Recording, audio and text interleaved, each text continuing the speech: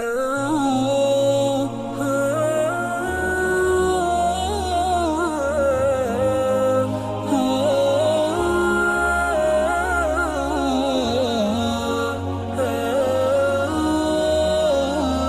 खां पोइ हिकिड़ो अहम ज़रूरी इबादत जेका आहे उहा आहे अलाह तबारक ताला जे रस्ते में वञणु, अलाह तबारक ताला जे घर खे ॾिसण जी नीयत सां वञणु, उनखे चइबो आहे हज।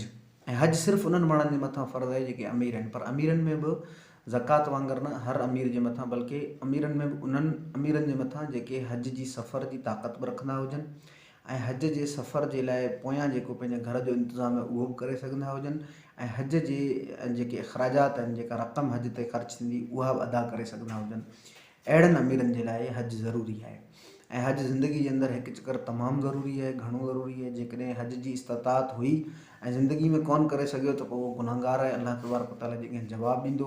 पर जेकॾहिं उहो हिकिड़े चकर करे वियो त पोइ हुन पंहिंजो फ़र्ज़ु लाहे छॾियो। इहो आहे हज जी तारीफ़। सो हज खे सम्झण जे लाइ ज़रूरी आहे त तव्हां हज जे अहकामात खे, हज जे तरीक़नि खे ॾिसो। असां छो जो हीउ कोर्स आहे, हिन जे अंदरि मजमूई तौर सां ऐं इस्लाम खे आसान तरीक़े सां सम्झण जी कोशिशि करियूं पिया, इन जे करे असीं जेको उहो मजमूई ॻाल्हियुनि खे तज़किरो करियूं पिया। सो हज जे बारे में इहा ई आहे।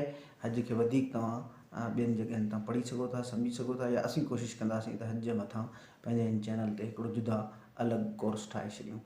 वसलाम।